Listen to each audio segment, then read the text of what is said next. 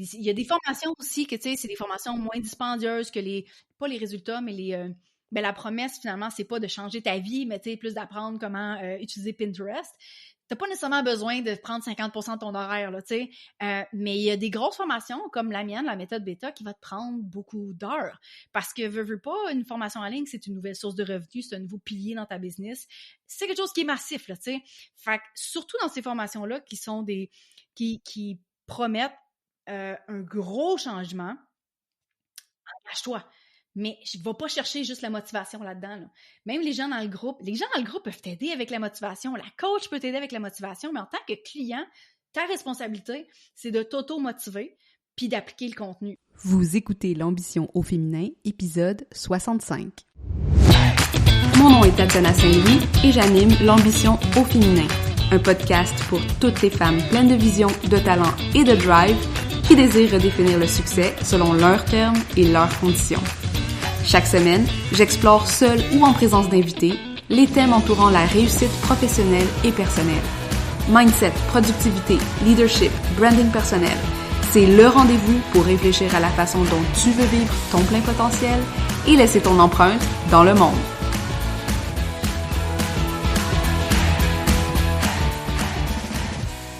Salut les ambitieuses, comment vous allez aujourd'hui? J'espère que vous allez bien, j'espère que votre créativité est à fond, j'espère que vous avez de la motivation et que les affaires ou le travail ou la famille ou peu importe où vous en êtes va bien.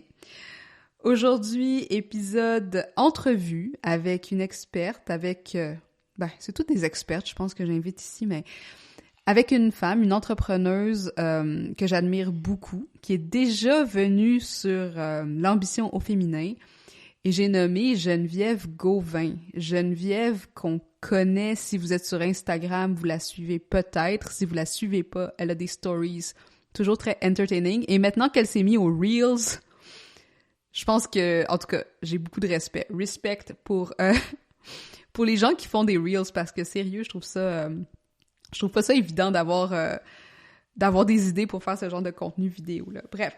Aujourd'hui, Geneviève, elle vient sur l'épisode pour nous parler de, justement, sa plus grande expertise qui est la formation en ligne et surtout, étant donné qu'elle a beaucoup d'expérience à accompagner les gens à en créer, j'ai voulu lui poser des questions sur, premièrement, nous, en tant qu'entrepreneurs, quand est-ce et comment on peut commencer à penser à intégrer ce genre de modèle-là, ce genre de produit-là dans notre offre de service, mais aussi en tant qu'entrepreneur, qu'est-ce qui fait une bonne formation en ligne? Comment on peut choisir une bonne formation en ligne? Est-ce qu'on devrait faire confiance à... Comment savoir à qui faire confiance en tant qu'expert? Et bref, j'ai vraiment voulu parler des deux côtés de la médaille pour pouvoir avoir un aperçu, dans le fond, de, selon elle, qui voit beaucoup de ces formations qui sont créées dans ces cohortes à elle, qu'est-ce qui vraiment va différencier une bonne formation en ligne de quelque chose qui va peut-être avoir été fait pour, je dirais pas les mauvaises raisons, mais pas nécessairement pour servir au mieux son public. Alors, pour celles qui ne la connaissent pas, je vais quand même vous faire une petite bio de Geneviève. Donc, Geneviève est spécialiste de la business essentialiste. On en parle un peu dans l'épisode, là, si vous voulez savoir comment qu'elle perçoit ça, la business essentialiste. Et elle va t'aider, dans le fond, sa mission, c'est de t'aider à générer des revenus exponentiels avec les formations en ligne. Et son approche unique focus sur le minimalisme en affaires pour éliminer tout ce qui te distrait de tes objectifs en misant seulement sur l'essentiel. Beau résumé de business essentialiste. Geneviève est en affaires sur le web depuis 2013. Puis je vais vous mettre les liens aussi vers le premier épisode qu'on avait enregistré ensemble où elle parlait beaucoup de la genèse de son entreprise en ligne, des choses comme ça. Et elle utilise la force des infoproduits, de l'affiliation et du marketing par courriel pour optimiser son temps libre et maximiser son impact. Geneviève est l'animatrice du podcast Les vraies affaires qui cumule plus de 140 000 downloads et 142 reviews 5 étoiles. Et elle est aussi la créatrice des formations La méthode bêta et Marketing affilié édition créateur. Geneviève, dans un contexte non pandémique, est une digital nomade. Donc, 6 mois par année, elle se retrouve dans un petit café de Villeray ou quelque part en Thaïlande, au Vietnam ou au Japon. Et ce qui tombe vraiment bien aussi, haha, c'est que aujourd'hui, Geneviève lance son fameux bundle de formation signature Catching. Si vous en faisiez partie l'année passée, vous saurez que elle avait eu la merveilleuse idée de réunir, je pense l'année passée on était 14 experts de la business en ligne, dont moi, pour offrir des formations dans une espèce de bundle. Un bundle, c'est plus comme un paquet, un regroupement de formations pour un prix absolument ridiculement bas. C'est le même prix cette année, 197 $. Et pour ce petit prix-là, ben vous avez des formations d'expertes allant des concours Facebook, la productivité, Notion, que j'adore, que je vais bientôt vous parler sur le podcast, l'optimisation de ses lancements en mieux connaissant son cycle menstruel, etc. Fait qu'il y a vraiment genre une belle fourchette d'experts. Et moi, dans ce bundle-là, je vous offre ma formation Bloguer plus, bloguer mieux, dans laquelle c'est vraiment, toutes mes connaissances en rédaction web qui viennent autant genre de mon background de rédactrice et de mon expérience, dans le fond, à travailler au niveau de la création du site web. Donc, si vous voulez vous procurer le bundle, vous avez jusqu'à vendredi le 19 février à mtamarque.com/catching. Je vous mets le lien. C'est le seul moment dans l'année où vous allez pouvoir vous procurer ce bundle-là. Sinon, ça va aller probablement à l'année prochaine si Geneviève le refait. C'est ça. Je vous invite à aller regarder ça, regarder les formations qui sont incluses, puis pas manquer votre chance si jamais c'est quelque chose qui pourrait vous intéresser. Donc, je vous laisse avec Geneviève. Je vous laisse écouter ça. Par rapport à tout ce qui est formation, je serais curieuse de savoir si vous aviez déjà pensé à lancer une formation ou vous en avez déjà une. Ça a été quoi votre expérience? Est-ce que vous avez de la misère parfois à bien choisir les formations? Et si vous comptez en créer une, est-ce que vous avez reconnu certains blocages peut-être dont on a parlé dans l'épisode? Sur ce, je vous souhaite une excellente journée, une excellente semaine et bonne écoute! Salut Geneviève, comment ça va aujourd'hui? Bienvenue sur l'ambition au féminin. Ben, ça va super bien. Remercie, en fait, parce que c'est ma deuxième fois, là, je trouve que je suis VIP. Ouais, c'est ta deuxième fois, puis en plus, le premier épisode, il était sur 2 épisodes, c'était vraiment à propos de ta vie, puis genre tout ce que, comment t'en étais rendu, là où t'es rendu il y a 1 an, parce que là, maintenant, t'es encore plus loin que là, là où on était quand on s'est passé. Je pense que ça fait déjà 1 an. Ça fait au moins 1 an. Hey, 2020 a passé vite, hein? Et là là! Ouais, quand on est occupé, hein. C'est ça qui arrive. Puis, non, je suis contente de te revoir sur l'ambition féminin parce qu'aujourd'hui, tu sais, on va vraiment plus parler de ton expertise qui est naturellement le monde des formations en ligne, Yes. le monde de tout ce qui est genre le produit passif. Puis je pense qu'aujourd'hui, ce que je veux vraiment qu'on discute ensemble, c'est toutes les nuances qu'il y a autour de la formation en ligne et du produit passif parce que je pense que tu es vraiment un bel exemple de quelqu'un qui est très transparent et très ouvert à propos de ce que c'est et ce que c'est pas ce genre de modèle d'affaires. Ben merci. La transparence, ça fait clairement partie de mes valeurs centrales à ma business, à moi aussi, là, je pense. Je pense que...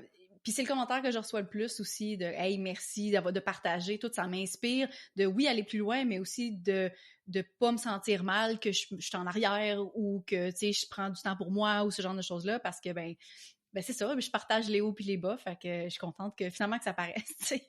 Ouais, absolument, absolument. Puis tu sais, je veux dire, même ici au Québec, là, on dirait qu'on voit souvent les Américains comme les exemples de ceux qui ont fait le chemin pour nous, mais je trouve ça le fun que il y ait justement encore une fois de la nuance dans ce qu'on va apporter parce que on n'est pas, tu sais, je trouve que souvent comment ça va être montré du côté peut-être américain, c'est un petit peu plus agressif, c'est un petit peu plus dans ta face. Oui. Puis ce que j'aime aussi avec la façon dont tu approches tout ça, c'est que tu sais, veux pas, on garde aussi notre identité et notre sensibilité à travers tout ça pour créer vraiment une business qui est le mot que t'aimes, ben, le mot qui te représente, essentialiste. Oui, Puis peut-être oui. qu'on pourrait commencer avec ça, juste pour contextualiser un peu pour les gens, qu'est-ce que ça veut dire pour toi une business essentialiste, puis comment t'en es arrivé avec le modèle formation en ligne comme ton modèle préféré, dans le fond? Ben, en fait, je te dirais que c'est en sachant plus qu'est-ce que je veux faire dans la vie. Puis c'est un peu ça, l'essentialisme aussi. C'est pour moi qui ai inventé ce concept-là. C'est un beau livre que je recommande à tout le monde, de Greg McKeown, qui est Essentialism, essentialisme finalement en français, que je... Tantôt, je faisais du coaching, je l'ai acheté à toutes mes clientes, puis je suis comme, OK, mais achetez-le, lisez-le, tu sais. J'ai quelques livres comme ça, là, que c'est comme les piliers de la business. Ça en fait partie. L'essentialisme en bout de ligne, puis pour faire ça extrêmement simple, parce qu'on s'entend, c'est le livre au complet explique le concept, c'est vraiment juste de trouver c'est quoi notre essentiel, puis faire juste qu'est-ce qui supporte ça. Bon. Fait qu'on va garder ça simple comme ça. Mais fait que c'est un peu comme ça que j'ai bâti ma propre business. Puis écoute, ça fait un bout là, que je suis en affaires. Toute l'histoire au complet est dans les derniers épisodes qu'on avait fait ensemble. Mais tu sais, moi, j'ai commencé en 2013 officiellement. Non officiellement, genre 2012, 11, pas tant de quelque chose comme ça. Mais enregistré, disons, depuis 2013.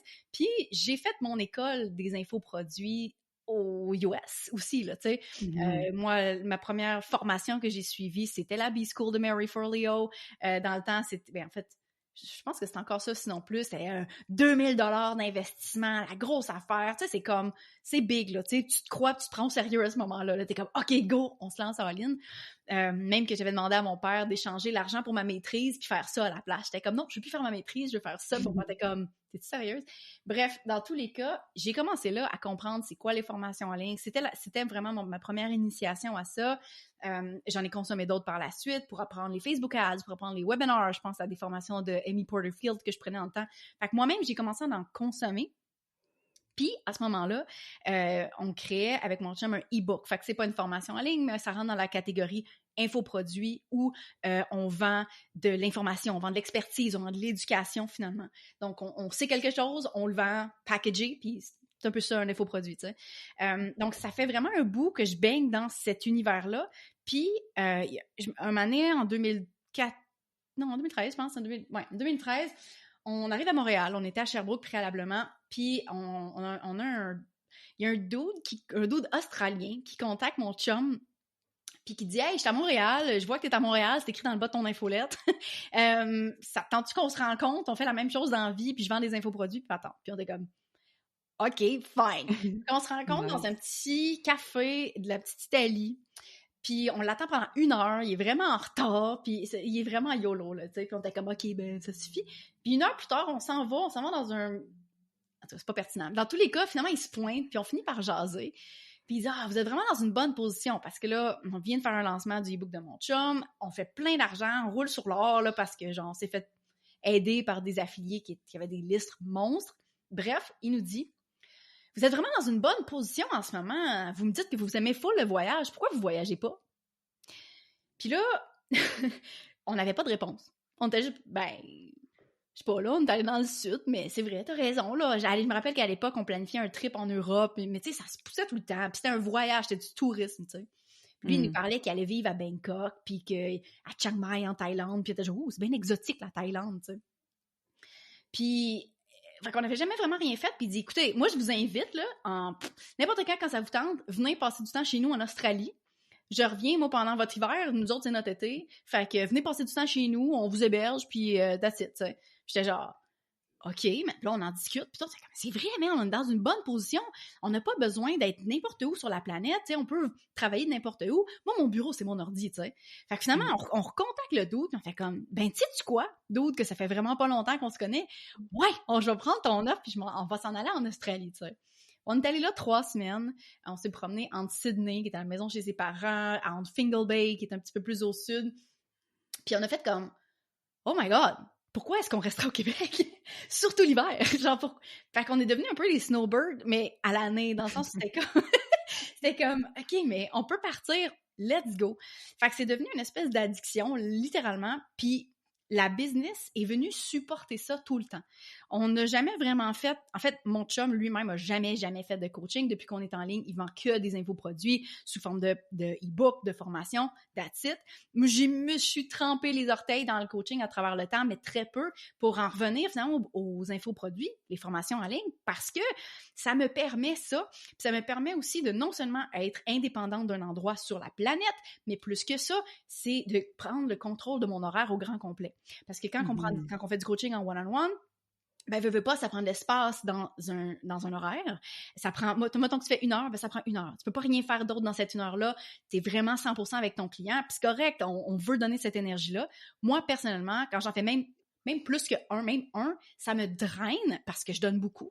Puis après ça, j'ai de la misère à travailler, j'ai de la misère à réembarquer, puis c'est pas ça que je veux faire. J'aime ça être dans des gros projets, comme des gros lancements, mais ça, c'est des affaires de prod. En fait, tu peux le faire aussi avec du coaching, mais des fois, c'est une limite d'heures aussi. Tu peux pas en donner plus que ce que ton horaire est rempli. Puis, à un moment donné, j'ai eu un kid en 2018, puis là, ben, on voulait pas l'envoyer à la garderie. Initialement, on était comme, on va le garder à la maison. Puis ça a été... Wow! Pourquoi? Ben, c'est parce que ça fait en sorte qu'il faut que quelqu'un s'en occupe. La moitié du temps, si on veut travailler à peu près égal, moi puis mon chum, parce qu'on a la même business. Fait que ça veut dire que je me suis mis une limite de à peu près 15 heures par semaine. Officiellement, 15 heures par semaine. Des fois, ça déborde un peu. Des fois, quand il dort, on en profite un petit peu pour une couple d'heures, mais c'est rare que ça dépasse 22 heures par semaine. C'est le gros max. En lancement, des fois, ça stretch un peu, mais c'est pas ça le point. Le point, c'est qu'avec le petit, ça nous a forcé à encore plus être strict et dire non à des projets non essentiels. Et ça revient à ta question, c'est quoi l'essentialisme? C'est ça, c'est de me dire, qu'est-ce que je veux dans la vie? Je veux voyager, je veux la liberté, je veux que le 50% de mon horaire soit à m'occuper de mon petit, quand je suis à aller au Japon, n'importe quoi. Puis le reste, cette business-là qui va juste supporter ça. Donc, j'ai trouvé mon essentiel, puis j'ai bâti quelque chose qui supporte ma vie, pas le contraire. Je veux juste souligner à quel point c'est vraiment cool qu'il y a eu comme un espèce de génie australien qui est arrivé dans ta vie. Ouais, puis qui a comme changé le cours, genre, de ton existence. Écoute, je trouve ça vraiment génial. 7 ans, 8 ans là, qu'on est en affaires avec mon chum, presque. Là. Puis on fait encore le running gag du dude. Puis je me rappelle, le petit café, j'ai une photo, si tu scrolls vraiment loin dans mon Instagram. Puis il y a juste... Oh non, c'est même plus sur Instagram. Anyway, puis c'est l'espèce de running gag de lui avec son accent australien que je suis incapable d'imiter. Puis il dit « You're such in a good position. » Genre, puis... mais ça a tellement résonné. Puis on était juste genre « J'ai pas de réponse. » Pourquoi est-ce qu'on voyage pas? Pourquoi est-ce qu'on fait pas qu'est-ce qu'on veut dans la vie, tu sais? Fait qu'on a fait qu'est-ce qu'on voulait dans la vie, tu sais. Merci à Mick. Cool. Merci Mick pour avoir créé l'Empire Geneviève Gauvin et Nick. Yeah. Et ce qui me mène quand même à une question importante parce que, tu sais, c'est super cool comme vie, puis on dirait genre comme personne pourrait dire « Ah, je veux pas d'une vie comme ça, genre voyager puis avoir mon temps pour moi tout seul, puis choisir ce que je veux. » Mais est-ce que tu penses que veux pas, c'est pour tout le monde, les formations en ligne? Je pense que si tu veux, tu peux. Point. Dans le sens où, tu sais, il y a des débats aussi de quel genre de formation toi tu dois avoir pour enseigner. Moi, je suis de l'école où tout s'apprend. Puis c'est un peu ça aussi, tu sais, je veux dire, j'enseigne aux gens. Ben, veux pas, ces gens-là savaient pas avant, puis maintenant, ils savent. Fait que c'est un peu la même chose avec l'enseignement où c'est pas parce que tu comprends pas comment le cerveau puis l'apprentissage fonctionne que t'es pas capable de t'adapter à comment est-ce que tes étudiants veulent avoir du contenu, comment est-ce que tu peux mieux les servir. Tu sais, c'est tout, là. Tu sais, t'as juste à écouter en bout de ligne puis faire comme, OK, comment est-ce que je peux améliorer mon expérience? Fait en termes de structure, je te dirais, moi, je pense que n'importe qui peut enseigner. Il n'y a pas juste une façon de le faire non plus. Le en ligne a aussi ce bénéfice-là où tu n'es pas obligé de montrer ta face. C'est le fun. Tu peux, mais tu n'es pas obligé. Puis, tu sais, mes formations sont narrées. Genre, il n'y a jamais ma face. Je vais peut-être faire une vidéo d'intro, une vidéo de conclusion, mais mes formations sont narrées parce que j'ai pas envie de me maquiller. J'ai pas envie de me maquiller, puis tu sais, je suis tout le temps là dans mes stories, on me voit beaucoup, c'est pas parce que je suis gênée, mais c'est parce que j'essaie d'optimiser mon temps, j'ai pas envie de faire du montage, j'ai pas envie de déléguer, toutes ces choses-là. Les formations sont narrées, donc on voit on entend ma voix, bien évidemment, mais il y a plein de personnes qui s'arrêtent, je veux pas qu'on me voit. Correct, fine, you do you. Tu sais, il y a même, tu peux faire des portions de formation qui sont même juste audio. Il y a tellement de différentes façons de livrer finalement le contenu qui peut être juste adapté à qui toi t'es, puis c'est correct. Puis il y a des gens qui vont être vraiment intéressés puis interpellés par le visuel. Fait que, est-ce que tout le monde aura une formation en ligne? Bonne question. Je veux dire, si toi... Je pense qu'on a toutes quelque chose à enseigner, puis la preuve qu'on connaît toutes en tant que millennials, de genre nos parents qui nous demandent comment un ordinateur fonctionne, ça veut pas dire que tu es un expert, mais tu es capable d'enseigner quelque chose, tu sais. Puis que l'autre personne comprend une information. Tu es capable de... On est toutes capables, à un certain niveau, de simplifier une information pour que l'autre pour mettre les morceaux que l'autre personne n'a pas, tu sais. Fait que, est-ce qu'on devrait tous en avoir un? Moi, je pense que si tu veux un lifestyle soit similaire au mien et ou que tu veux juste plus de temps ou tu veux plus d'impact aussi, parce que veux pas, on n'a pas tous les mêmes objectifs d'affaires. Il y a certaines personnes qui trippent vraiment à faire du one-on-one. Go, fais ça. Je veux dire, fais ce que t'aimes en bout de ligne. Là. On n'est pas là pour fitter dans un autre moule que le 9 à 5, tu sais. Fait que, mais si ton objectif, c'est de l'impact, c'est d'aider des millions de personnes, ben, t'as pas assez d'heures pour si tu le fais en one-on-one. Tu peux le faire en groupe aussi, mais des fois, surtout si tu veux donner beaucoup d'attention. Fait que ça dépend juste de tes objectifs d'affaires dans la vie. Je suis quelqu'un qui est plus dans le impact majeur, puis ben, ça revient... C'est aussi quelque chose qui est assez égocentrique, où genre, encore une fois, ça revient à qu'est-ce que toi tu veux. C'est ça l'essentialisme, tu sais. Fait que ça part tout de ça part de prendre des décisions par rapport à ce que tu veux. Puis des fois, des décisions, c'est difficile à prendre, surtout d'assumer c'est qui qu'on est. Mais une fois que c'est fait, là, c'est juste, OK, ça peut vraiment, vraiment te supporter dans la vie. Ouais, puis je pense, tu sais, je suis d'accord avec toi que, tu sais, tout le monde a quelque chose à enseigner, puis que, tu sais, je veux dire, on n'a pas besoin d'être un didacticien ou d'avoir étudié là-dedans pour être capable de bien transmettre de l'information. Mais tu sais, c'est parce que je pense souvent aussi à... Ben, deux choses, OK? La première, c'est parce que, tu sais, je sais pas si tu te rappelles, ben tu t'en rappelles sûrement parce que tu es dans ce domaine-là, mais tu sais, il y a eu le premier confinement en mars de l'année passée. Puis... Je sais pas de quoi tu parles. Puis non, c'est ça, ouh! Puis là, il y avait eu cette espèce de vague de formation en ligne. Soudainement, là, tout le monde avait lancé comme une formation. Tu sais? Puis là, il y avait eu de la critique quand même. Ben, moi, je suis beaucoup sur LinkedIn. Puis j'avais lu beaucoup à ce sujet-là, parce que là, il y avait eu la PCU, puis il y avait eu tout ça qui était venu pour supporter cette espèce de vague d'intérêt-là. Mais là, il y avait eu justement la critique inverse qui disait « Ouais, mais tu sais, c'est pas tout le monde qui est un expert dans son domaine, tu sais, qu'il peut s'inventer formateur du jour au lendemain. » Fait que, tu sais, il y a quand même un niveau d'apprentissage peut-être à... Ben, en fait, je sais pas, ça serait quoi le baseline, tu sais? Ça serait quoi le baseline pour dire, OK, ben du jour au lendemain, je deviens un formateur ou, genre, j'ai quelque chose à apprendre? Ça dépend à qui tu t'adresses. Dans le sens où, tu sais, mettons que tu viens... OK, les plantes, OK, c'est un petit peu mon dada, là. Ouais. Tu viens juste de t'intéresser aux plantes, tu connais pas encore grand-chose, tu masters pas encore grand-chose. Est-ce que t'as peut-être assez... Puis, en fait, ça revient aussi à déterminer c'est quoi l'expertise. Parce que l'expertise... En fait, t'es pas obligé d'être un expert pour enseigner quoi que ce soit. T'es pas obligé d'être une sommité. Puis je pense qu'on s'attend des formateurs qui soient des sommités dans leur domaine. Genre, si t'es moins que ça, tu mérites pas d'enseigner. Puis ça, je suis pas d'accord. Parce que quand t'es la sommité, tu peux enseigner à n'importe qui. Quand tu viens juste de commencer, ou quand, mettons, t'es rendu au niveau 1, ou mettons au niveau 2, t'es capable d'enseigner au niveau 1. Mais t'es pas au niveau 3, 4, 5, 6. Fait qu'il faut que toi, en tant que formateur, tu sois aussi réaliste avec qu'est-ce que tu sais, puis à qui tu t'adresses, pour pas nécessairement être l'espèce de phony, de genre fake it until you make it. Non, je sais tout. Non, c'est pas vrai. Fait que, tu sais, moi, mes formations, je les crée toujours d'expérience. Ça me prend du temps à créer des formations, c'est long. Ma première formation, je l'ai créée sur l'affiliation parce que j'en fais depuis 2013, tu sais, en tant que créateur d'infoproduits. Donc, je me suis dit, je sais de quoi je parle, je vais créer une formation. Est-ce que je suis la sommité mondiale en affiliation?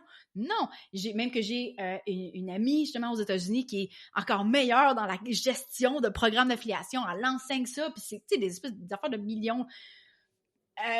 Je pense pas que je suis aussi bonne qu'elle, mais j'en sais assez pour enseigner à tous mes étudiants qu'est-ce qu'ils ont besoin, tu sais. Puis that's it. Fait que c'est un peu comme ça que je vois ça. Le mot « expert », comme c'est ça, on n'a pas besoin d'être l'expert mondial dans un sujet pour enseigner une formation en particulier, mais il faut que tu saches quelque chose, point. T'sais. Il faut que tu sois toujours au moins au niveau 2 pour enseigner à des niveaux. Fait que je pense que ce que tu mets vraiment bien le doigt dessus, c'est comme justement, ton positionnement, hein, et là où tu veux t'intégrer dans ton industrie ou dans le marché, puis d'être clair aussi par rapport à la gestion des attentes de tes clients. Je Absolument. pense que ça, c'est encore une fois dans la pure transparence, puis la pure, genre, connaissance aussi de Oui. son business, puis c'est là qu'on devient plus authentique aussi dans ce qu'on vend, puis qu'on est moins dans le imposter, le syndrome de l'imposteur ou des Oui. choses comme ça, là. Mais tu sais, c'est toujours tricky, des formateurs, même des coachs, on va se dire, là, qui vont dire, je vais t'aider à faire 100 000, mais ils en font 50. Je fais comme, OK, mais c'est quoi l'expertise que tu as, peut-être, avec de travailler avec d'autres entreprises qui peut servir à ça? Mais peut-être que toi, en tant que coach, tu peux juste dire, je vais t'aider à faire 50. Tu sais, j'en fais déjà 50, je sais comment faire 50. Tu parles d'expérience. Mais c'est correct aussi d'aider des gens à faire leur premier 50. Tu n'es pas obligé de promettre la lune à tes clients, tu sais, à tes étudiants. Fait que c'est un peu ça, tu sais, c'est d'être réaliste par rapport à ce que toi, tu es capable de faire. Et tu as toujours parlé d'expérience. Pour moi, ça fait partie un peu de l'éthique du formateur, de justement parler d'expérience. Ma deuxième formation, c'est sur une méthode que j'ai comme bâtie, mais c'est ma méthode, tu sais, je l'ai testée avec moi-même, je l'ai testée avec d'autres clients, ça fonctionne, fine, je vais te l'enseigner, tu sais. Mais c'est juste des choses que je connais. Jamais, en tout cas, c'est personnel, jamais j'enseigne quelque chose que je master pas, parce que, ben, veux pas, je m'attends à ce qu'il y ait des questions que j'ai pas vu venir, puis que je sois pas capable de répondre, puis à cette situation-là, je me dis, je vais-tu être capable d'offrir le meilleur service à ces clients-là qui ont payé? Probablement pas. Donc, vraiment, je m'assure d'être la formatrice, finalement, que mes clients ont besoin. Mm-hmm. Non, c'est super intéressant, puis aussi, tu sais, dans ma propre expérience, parce que souvent, je parle j'ai mes propres coachés, puis des fois, elles vont avoir eu l'idée ou la volonté de lancer une formation, ou même des fois, elles l'ont lancée, puis elles vont se rendre compte que ça cliquait pas nécessairement avec...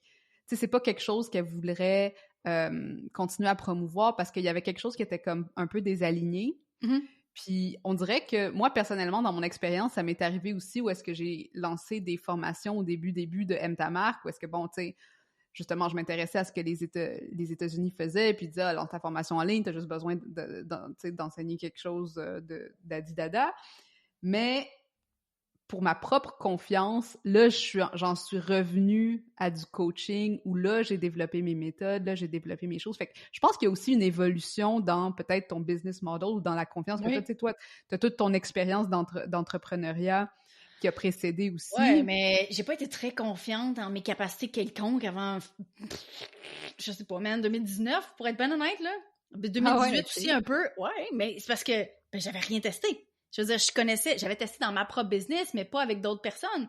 Fait que je savais pas vraiment si ce que je connaissais allait bien résonner avec les gens que j'allais attirer non plus. Tu sais, tout était nouveau. J'ai vraiment, tu sais, ma business de gros guillemets coach, parce que je fais pas de one-on-one, mais de coach de business en français, elle existe seulement depuis 2018-ish, là, à peu près. Là. J'ai eu 3 clients en one-on-one, parce que j'ai commencé par ça. Je me suis dit, ben, c'est facile à offrir.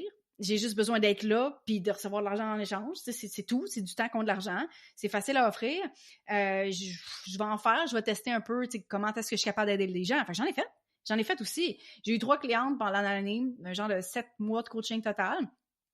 Puis je me rappelle de tes premiers épisodes de podcast, puis t'en parlais.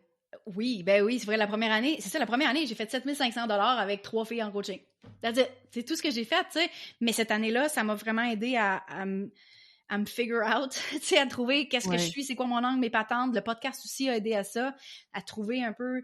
Je me rappelle une discussion dans un café avec Mélissa Maillé, j'étais genre, yo, c'est quoi mon affaire? Genre, qu'est-ce que j'amène? Puis elle était comme, ben, les vraies affaires. J'étais comme, je sais pas, mais ça, c'est pas c'est une drôle de thématique. J'étais comme, anyway, fait que ça a pris ça, puis en février 2019, j'ai lancé ma première formation tout seul. J'en avais lancé avec mon chum, mais c'était la première fois que je lançais tout seul. J'étais comme, je sais pas ce que ça va donner, on va voir. Puis je testais aussi mes propres connaissances de lancement. Fait que je testais plein d'affaires. J'ai dit, OK, ça va bien, une chose à la fois. La formation, ça va bien. Ensuite, il y a eu le mastermind. Ensuite, relancement de Maek. Ensuite, catching l'an passé. J'étais comme, OK, je commence à connaître des patentes, là, tu sais, ça va bien. La méthode bêta, Fait que bref, dans tous les cas, c'est à force de juste me lancer, d'essayer des patentes. J'étais comme, OK, mais ça fonctionne. Puis tu sais, mes formations n'ont pas été lancées de façon stratégique, dans le sens où Meg va beaucoup mieux après la méthode bêta.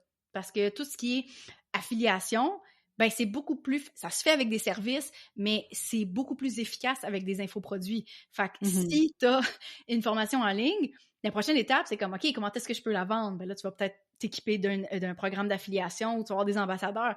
Fait que je les ai pas créés dans le...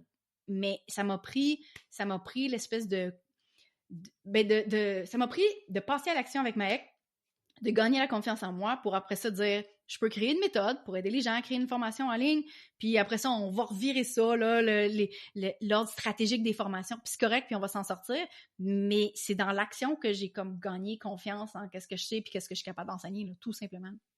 Ouais, c'est super intéressant, puis ça suit bien un parcours normal d'entrepreneur, entre guillemets, où, tu sais, t'es obligé un peu de tester puis de faire des hypothèses, tu sais, puis de te lancer, d'être dans l'action, justement. Je trouve ça toujours tricky de recommander aux gens de commencer stratégique depuis le début parce que je fais comme, ben peut-être que tu t'es déjà tu te connais tellement puis t'es full aligné puis tu sais c'est quoi, mais moi, ça n'a pas été ça mon parcours. Moi, c'est juste d'essayer des patentes, faire comme, oh, ça marche, ça marche pas. OK, là, je commence à gagner de la confiance en moi puis that's it. Fait que, oui, la stratégie, mais l'action avant. Pour vrai, pour moi, c'est juste comme, juste essaye quelque chose.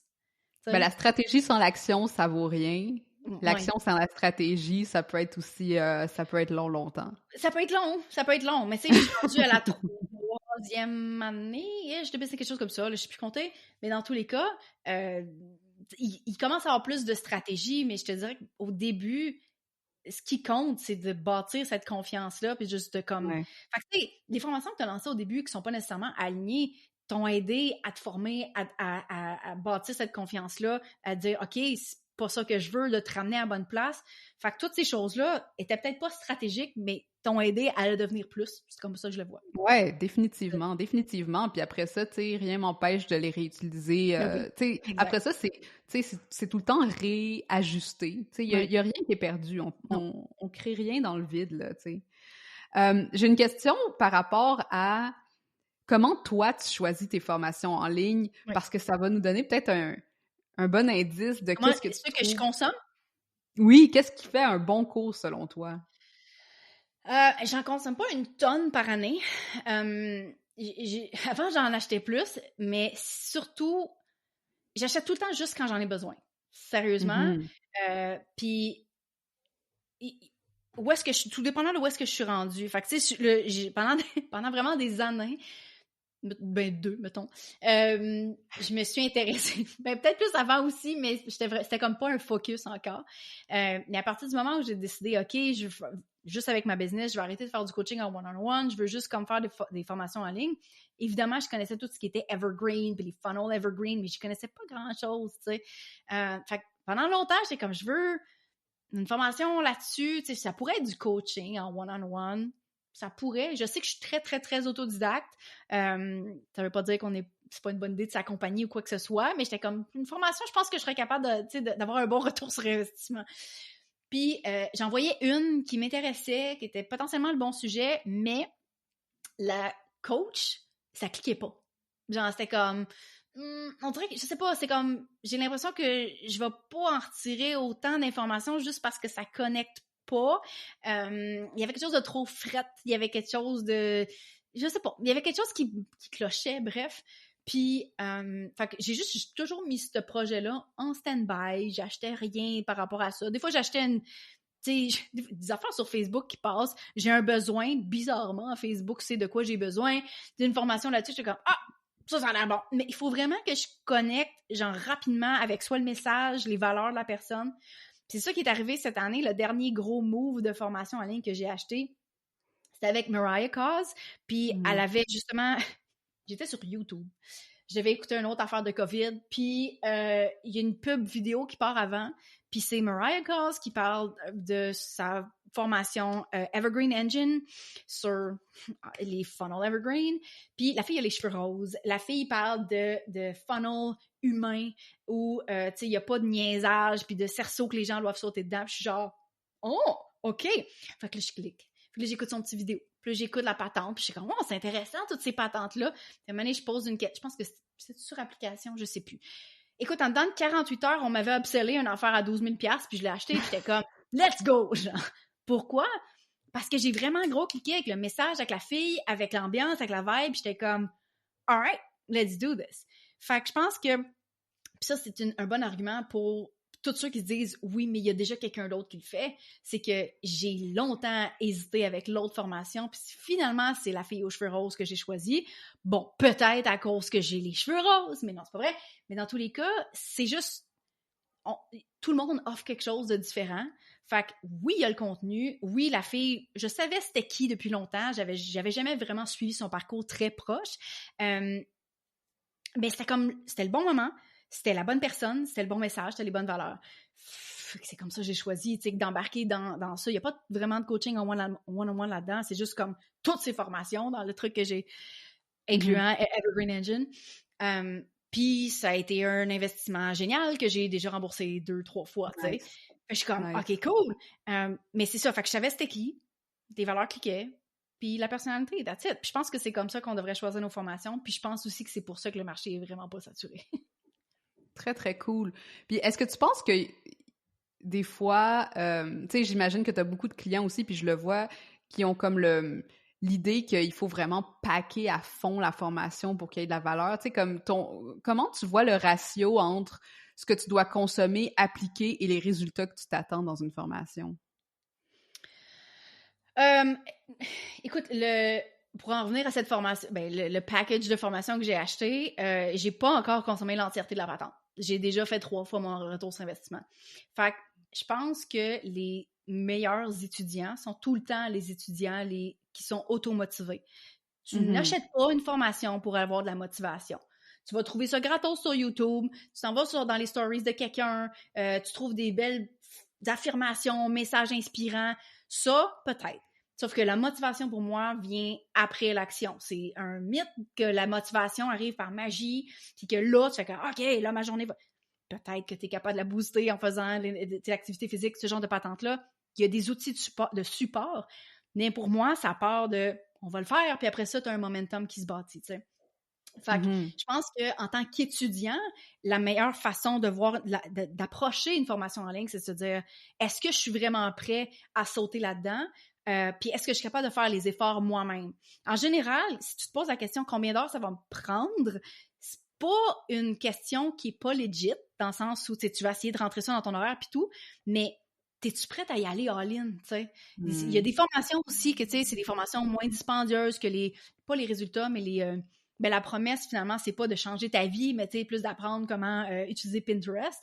T'as pas nécessairement besoin de prendre 50% de ton horaire, là, tu sais. Mais il y a des grosses formations, comme la mienne, la méthode bêta, qui va te prendre beaucoup d'heures. Parce que, veux pas, une formation en ligne, c'est une nouvelle source de revenus, c'est un nouveau pilier dans ta business. C'est quelque chose qui est massif, là, tu sais. Fait que, surtout dans ces formations-là, qui sont qui promettent un gros changement, engage-toi. Mais je ne vais pas chercher juste la motivation là-dedans. Là. Même les gens dans le groupe peuvent t'aider avec la motivation. La coach peut t'aider avec la motivation, mais en tant que client, ta responsabilité, c'est de t'auto-motiver puis d'appliquer le contenu. Fait que, tu sais, je pense aussi qu'il y a tout le temps une façon d'approcher le contenu, de genre, est-ce que ce contenu que je pense que je connais, je l'applique vraiment aussi? C'est de vraiment se challenger en tant que client. Fait que, écoute, en tant que ratio, bonne question, ça dépend de la formation, comment est-ce que c'est bâti, le contenu. Mais je pense que ce qui indique vraiment plus le succès par rapport à toi en tant que client, c'est à quel point tu es vraiment prêt à t'engager dans... Parce que tu peux bien apprendre, puis juste remplir ton cerveau d'informations, mais tant que tu ne l'appliques pas, ben, tu n'en auras pas des retours sur investissement, tu sais. Fait que, encore une fois, ben, ça passe dans l'action. Peu importe que tu sois le formateur ou que tu sois le client, si tu n'es pas prêt à prendre action, tu n'auras pas de résultat. Point. Puis ça, c'est un gros changement de mindset aussi pour le créateur de la formation, pour celui qui la vend, de dire, tu sais, je suis pas comme le babysitter de mes clients, puis j'ai pas à les amener par la main, genre exactement, tu sais.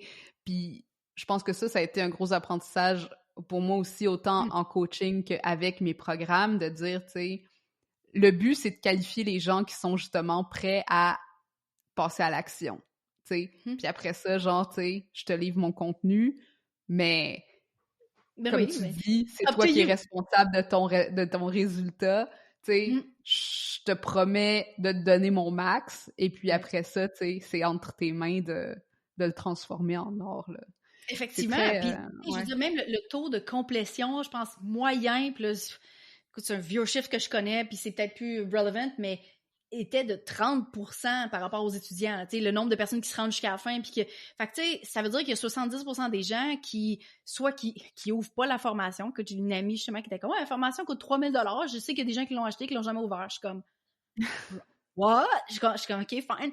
Mais ça se peut, tu sais, le timing, des fois, ou finalement, je sais pas quelle raison, ou des gens qui commencent, sont full motivés, puis à un moment donné, tu sais, il n'y a plus d'énergie c'est à mi-parcours. c'est ton abonnement au gym que tu Ouais. rentabilises Ouais. pas. Mais il y a plein d'autres affaires aussi. Toi, en tant que formateur, tu peux améliorer aussi la formation pour prendre en considération ces blocages-là. Donc, t'es pas obligé de juste créer du contenu par rapport à ton contenu. Tu peux créer du contenu par rapport au mindset à l'intérieur même de la formation. Donc, tu sais que à mi-parcours ou à ce module-là en particulier, là, les gens commencent à « Ouh, là, c'est difficile. Là. Oh, là, je commence à manquer de motivation. » Ben, tu peux créer comme une espèce de SOS, genre je manque de motivation, une espèce d'audio avec, on parlait tantôt de mantra puis de patente, mais tu sais, d'aller donner ce contenu-là que finalement les gens ont peut-être besoin. Ça veut pas dire que c'est ta responsabilité de motiver les gens, mais ça peut être comme une espèce de petit bump ou genre quelque chose que il y avait besoin pour passer plus rapidement au travers du défi. Donc tu peux intégrer ce contenu-là à même ta formation, puis les gens aussi se sentent plus écouter parce que c'est comme oh, elle sait vraiment de quoi, ok, elle sait qu'est-ce que je vis là, ok, ça veut dire qu'il y a d'autres personnes avant moi qui ont passé au travers, ok, je suis capable, on continue, tu sais. Donc je pense que c'est aussi une preuve que tu connais bien tes étudiants puis que tu es capable que tu les écoutes bien puis que tu crées du contenu qui va répondre à leurs besoins, pas juste avant, mais pendant aussi la formation, tu sais. Mm-hmm.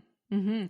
Non, écoute, ça serait vraiment fascinant de parler pendant des heures avec toi de ça parce que je trouve ça vraiment super intéressant.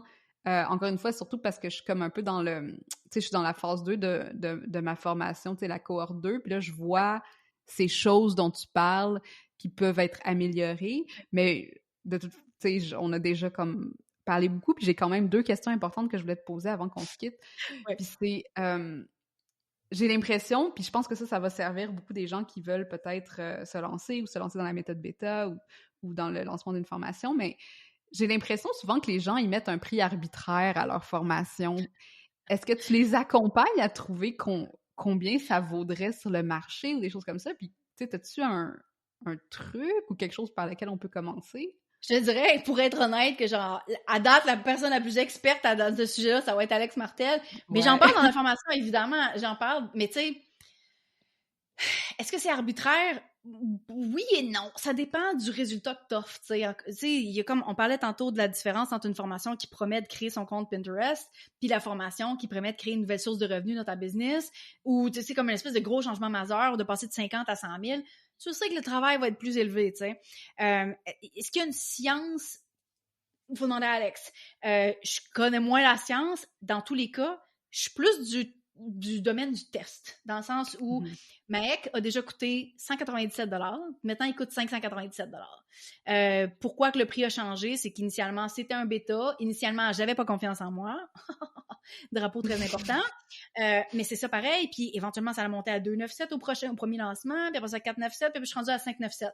Est-ce que ça va augmenter? Peut-être. Mais tu sais, c'est aussi une question d'expérience. Est-ce que ton contenu s'améliore aussi dans le processus? Est-ce que tu rajoutes du stock dedans?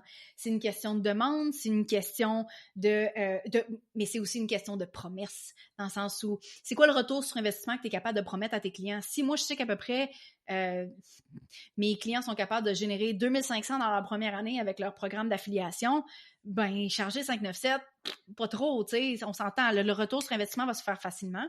Puis l'avantage dans les formations business, puis je sais qu'il y a certaines personnes qui écoutent que c'est pas business, c'est parce qu'on a un retour sur investissement qui est tangible.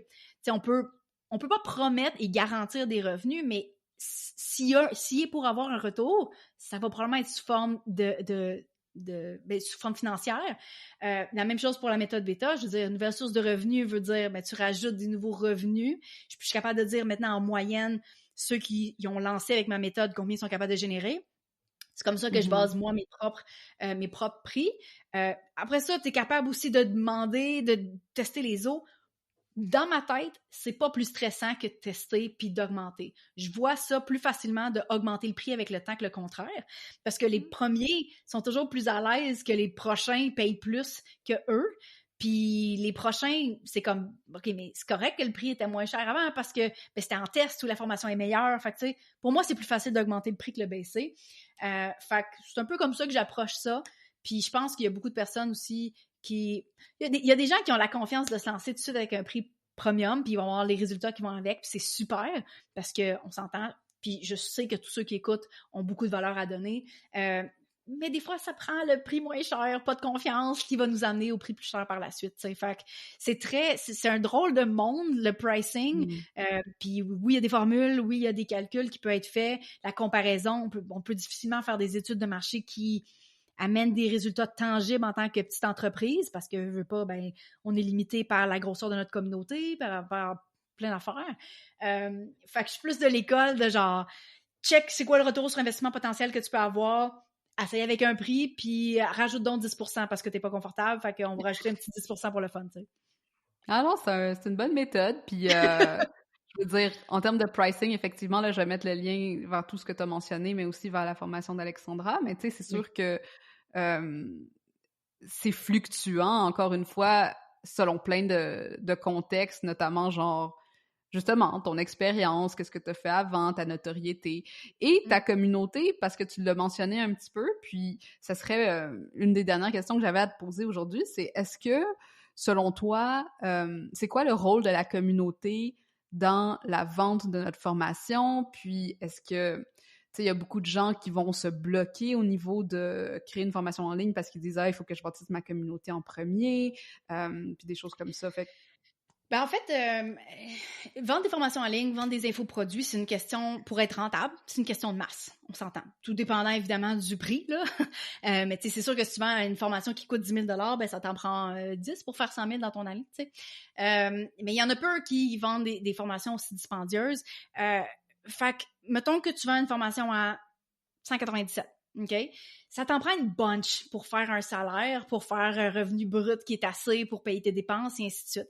Fait que c'est aussi une game de chiffres. On vend pas une formation en ligne comme on vend du coaching et ou des formations très haut de gamme à 10 000 $. Ça prend beaucoup plus de volume. Est-ce que ça veut dire que si tu as 100 personnes qui te suivent sur Instagram, tu peux pas avoir ta formation en ligne? Pas nécessairement. J'ai des clientes qui ont suivi la méthode bêta, qui avaient... Écoute, bâti une liste de 15 personnes, une liste d'attente de 15 personnes. De ces 15-là, il y en a 6-7 qui ont acheté pour son premier lancement, puis le reste, ça a été avec sa petite minuscule communauté de 50-100 personnes. Tu sais, fait que t'es pas... C'est une question c'est une question de qualité, de qualifier les gens, dans ta communauté. Est-ce que tu attires les bonnes personnes? Si oui, tu n'as pas besoin d'avoir 100 000 personnes qui te suivent, ni même 10 000, ni même 2 689. Tu peux en avoir un petit nombre, mais si ces gens-là te suivent pour les bonnes raisons, puis tu as bien bâti l'anticipation, les gens vont acheter pareil, tu sais. Fait que j'ai vu des clientes faire des miracles avec des mini-communautés, de remplir, mettons qu'ils décidaient qu'il y avait 12 places, de les remplir au grand complet. Puis c'est pas des gens qui ont 10 000 personnes sur leur liste de courriel ou ou sur Instagram. Donc, le travail de vraiment, juste nurture, là, mais de vraiment prendre soin de sa communauté, puis donner le contenu qui est vraiment relevant à qu'est-ce que tu veux vendre par la suite est autant important que créer ta formation, parce qu'en bout de ligne, t'en vendras pas là s'il y a personne qui est là, tu sais. Fait que c'est sûr et certain que les gens qui viennent me voir puis qui me disent mais j'ai pas de communauté, zéro, genre qu'est-ce que je vais faire avec ta formation? Je fais comme ben tu vas travailler en même temps, là. T'as pas le choix là, parce que si tu veux du feedback, si tu veux créer une formation qui est vraiment à l'écoute de ton monde mais que t'as personne, ben ça va être un peu difficile. Mais il y a des façons de faire, mais tu vas faire un effort supplémentaire. Dans tous les cas, ça te prend des gens, mais ça t'en prend pas 10 000. Fait qu'il faut juste penser, est-ce que préalablement, j'ai fait le travail de donner du contenu qui donne la valeur, qui a rapport avec ma formation?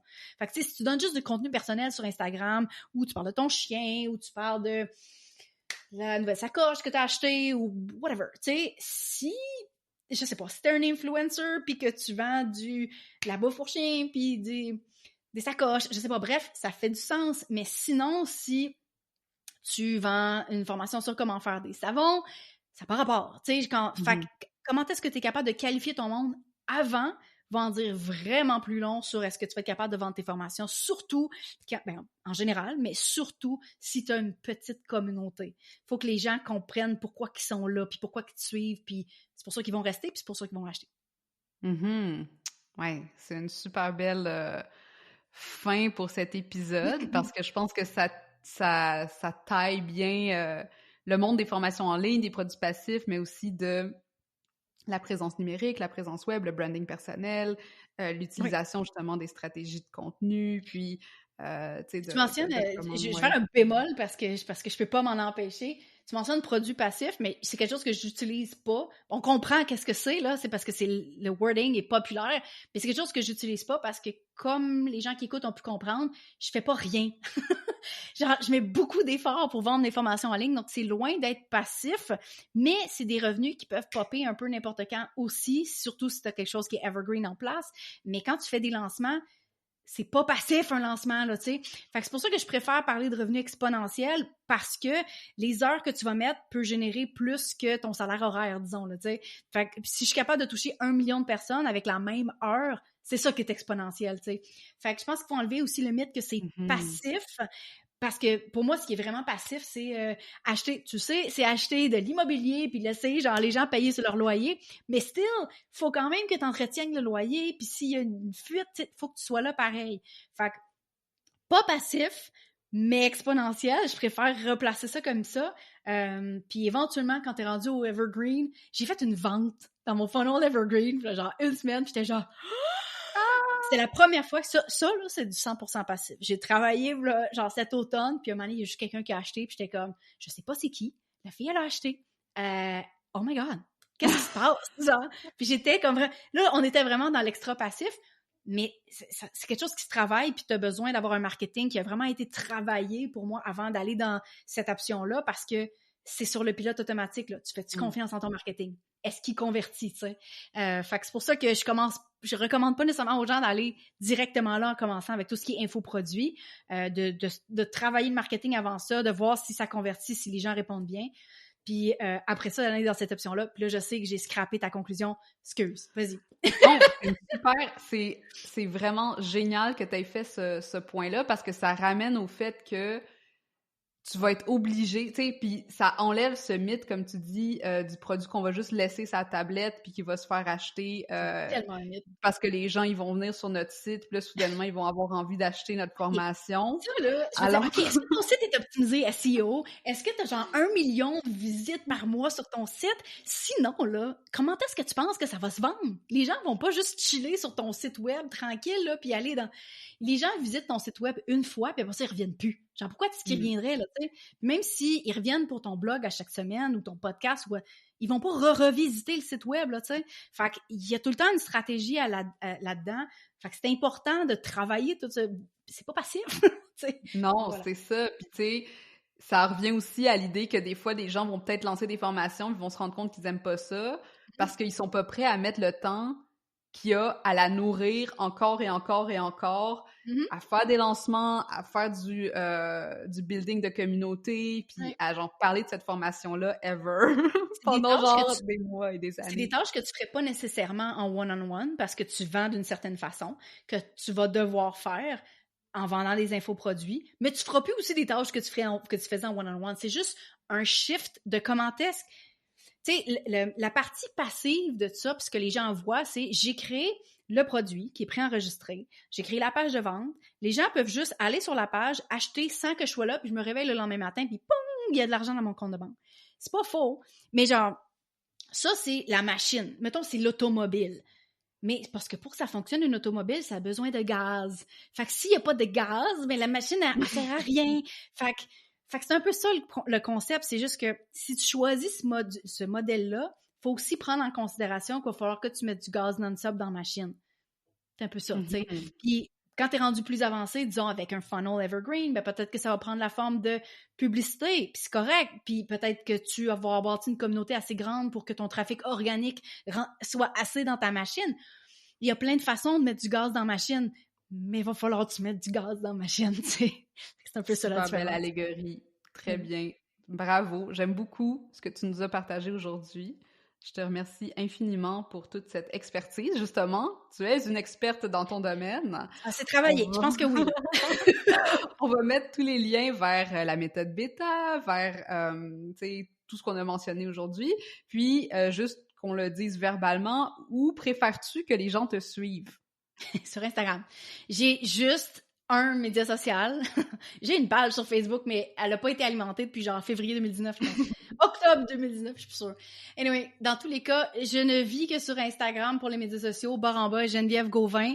Il y a mon site web, Geneviève Gauvin, qui est alimenté pour le podcast, mais sinon, on en a parlé brièvement. Mon podcast, Les vraies affaires, qui est disponible sur n'importe où est-ce qu'on écoute des podcasts. C'est pas mal ça. C'est là qu'on me retrouve. Ben, on adore suivre tes stories. Et toujours pleine de contenu intéressant, comme la bonne formatrice que tu es. Geneviève, merci beaucoup de ta présence et on se reparle super bientôt sur les internets. Absolument.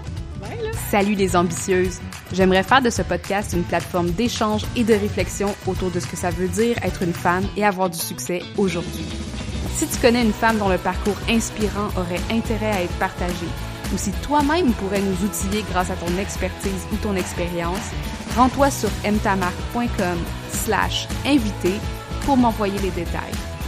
Et finalement, profites-en pour t'abonner à ce podcast afin de manquer aucun des épisodes. Et si tu es dans un mode généreux, laisse-moi donc un 5 étoiles pour aider d'autres femmes comme toi à découvrir le podcast. À la prochaine!